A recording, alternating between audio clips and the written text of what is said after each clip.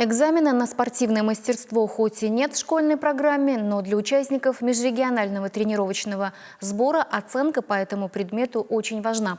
В этом убедился наш спортивный корреспондент Вячеслав Ильин, наблюдавший за ходом выпускных соревнований проекта «Волжские сборы-2023».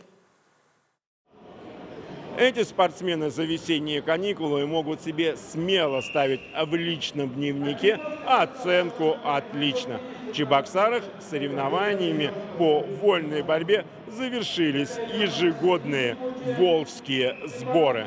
Высокий статус экзаменационной комиссии, а в апелляционное жюри вошли председатель Федерации спортивной борьбы Чувашии, Герой России Николай Гаврилов и четырехкратный чемпион мира Сергей Корнилаев, присущего ответственным стартом мандража юным борцам не добавил. Хотя, конечно же, без слез сожаления об упущенной победе выяснения отношений не обошлись. У юношей в весе до 48 килограммов в число призеров не попал победитель юношеского первенства Северо-Западного федерального округа, представитель Республики Коми Арби Мутузов. Впрочем, как пояснил наставник спортсмена, тому были причины. Федеральный округ выиграл 41, а здесь у него еще праздник, ураза идет. Он держит пост. Я ему говорю, не надо так, особо там никуда. И он пошел вообще в 48 большим недовеском. Я говорю, как тренировочные схватки, проборись и все.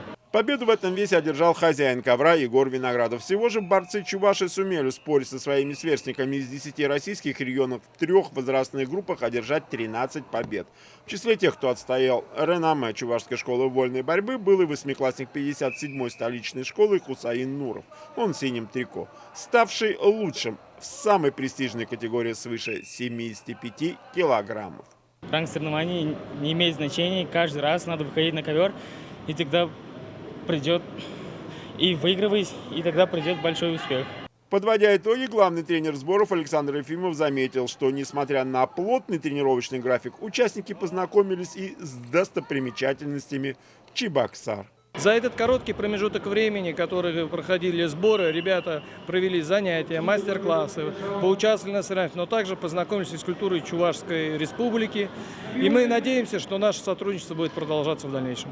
Вячеслав Ильин, Вести Чувашия.